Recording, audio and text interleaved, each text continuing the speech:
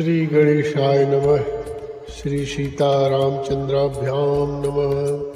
महर्षि वाल्मीकि प्रणीत रामायण से उद्धृत बालकांड, सर्ग संख्या 25-26, 8वां प्रकरण।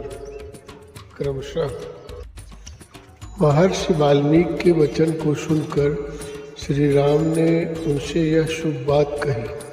मुनिश्रेष्ठ, जब वह यक्षिणी एक अबला सुनी जाती है तब तो उसकी शक्ति थोड़ी ही होनी चाहिए, फिर वह 1000 हाथियों का बल कैसे धारण करती है।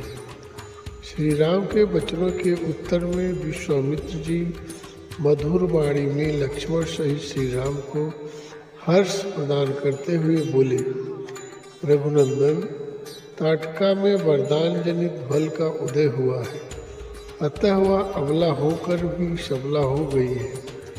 पूर्व काल की बात है, सुकेत नाम के यक्ष बड़े पराक्रमी और सदाचारी थे, परंतु उनके कोई संतान नहीं थी, इसलिए उन्होंने बड़ी भारी तपस्या की। यक्षराज सुकेत की उस तपस्या से ब्रह्मा जी प्रसन्न होकर उन्हें कन्या रत्न प्रदान किया, जिसका नाम ताटका था।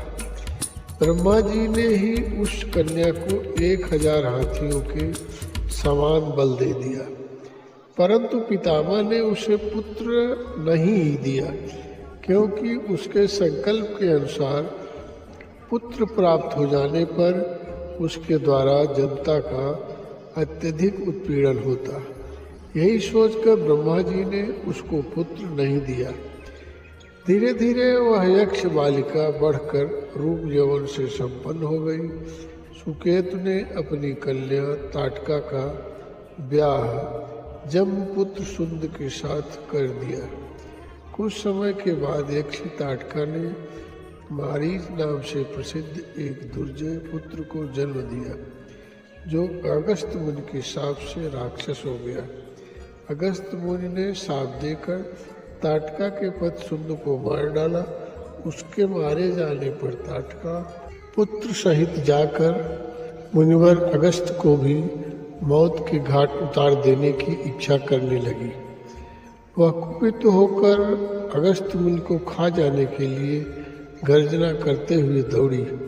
उसे आते देख भगवान अगस्त मुनि ने मारीच से कहा, तू देव योनि रूप का परित्याग करके राक्षस भाव को प्राप्त हो जा।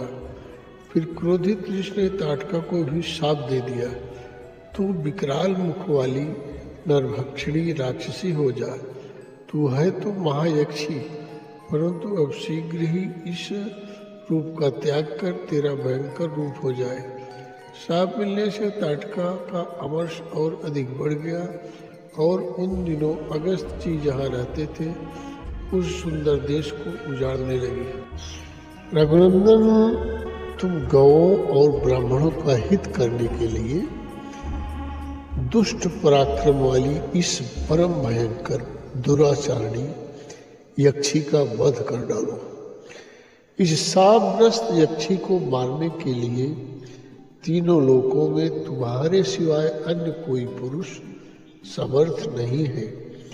एक राजपुत्र को चारों वर्णों की रक्षा के लिए स्त्री हत्या भी करनी पड़े तो मुंह नहीं मोड़ना चाहिए। जिनके ऊपर राज्य के पालन का भार है, उनका तो यह सनातन धर्म है। ताटका महापापनी है, उसमें धर्म का लेश मात्र भी नहीं है, अतः उसे मार डालो। पूर्व काल में विरोचन की पुत्री मंथरा सारी पृथ्वी का नाश कर डालना चाहती थी। उसके इस विचार को जानकर इंद्र ने उसका वध कर डाला।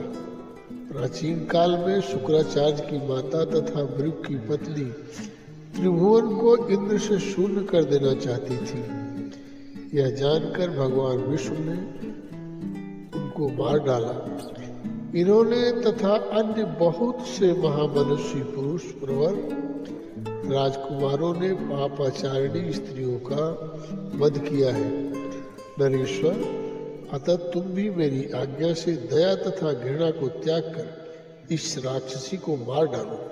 मुनि के उत्साह भरे वचन सुनकर उत्तम व्रत का पालन करने वाले राजकुमार श्री राम ने हाथ जोड़कर उत्तर दिया, भगवान, अयोध्या में मेरे पिता महामना महाराज दशरथ ने अन्य गुरुजनों के बीच में मुझे यह उपदेश दिया था कि बेटा, तुम पिता के कहने से पिता के वचनों का गौरव रखने के लिए कुशिक नंदन विश्वामित्र की आज्ञा का निःशंक होकर पालन करना, कभी भी उनकी बात की अवहेलना न करना।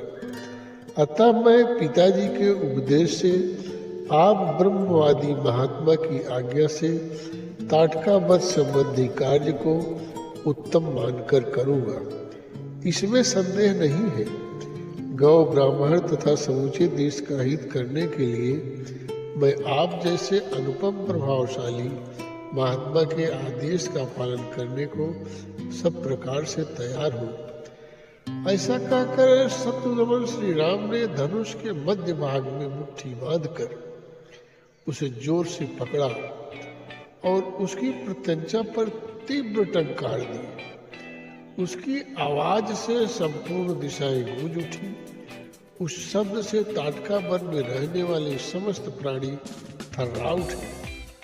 ताटका भी उस टंकार घोष से पहले तो किंग कर्तव्य मूढ़ हो उठी, परंतु फिर कुछ सोचकर अत्यंत क्रोध में भर गई।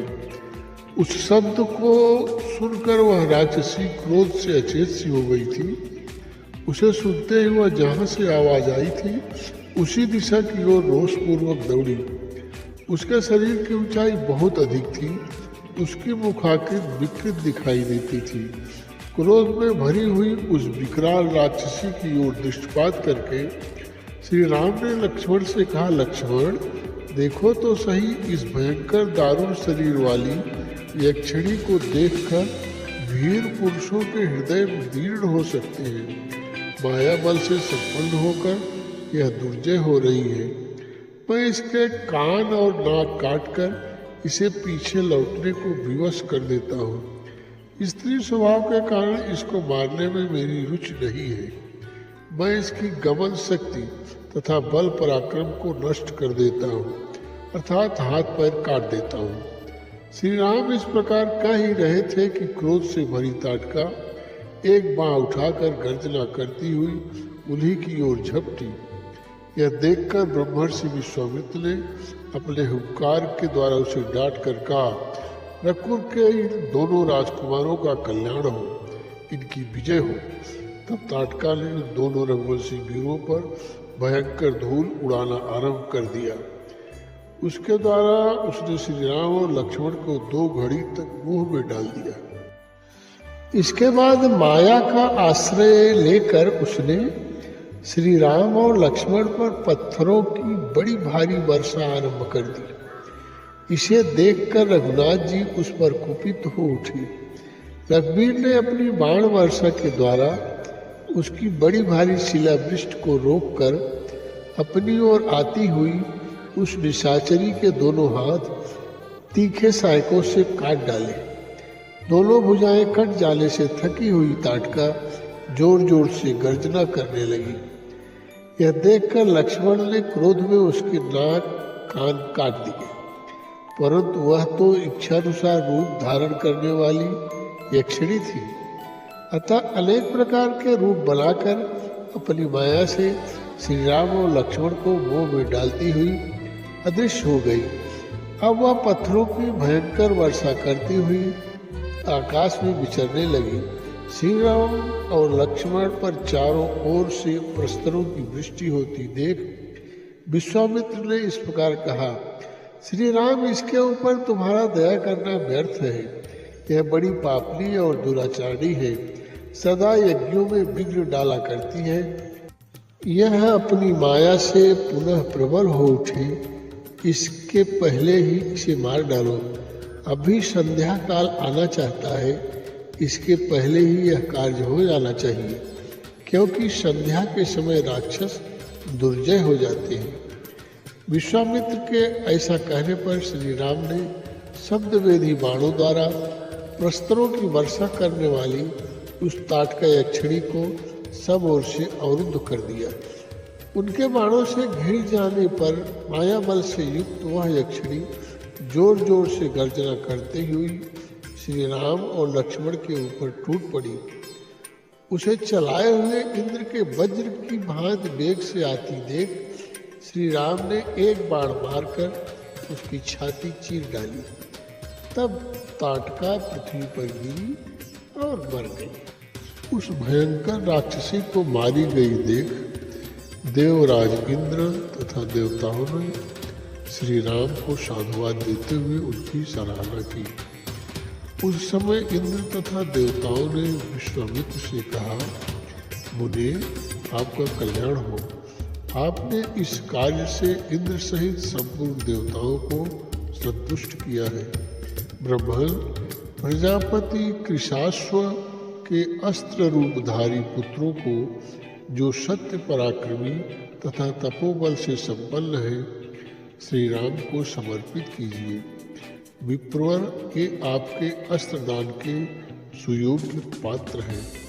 राजकुमार श्री राम के द्वारा देवताओं का महान कार्य संपन्न होने वाला है। ऐसा कहकर देवता लोग आकाश मार्ग से चले गए। तत्पश्चात संध्या हो गई।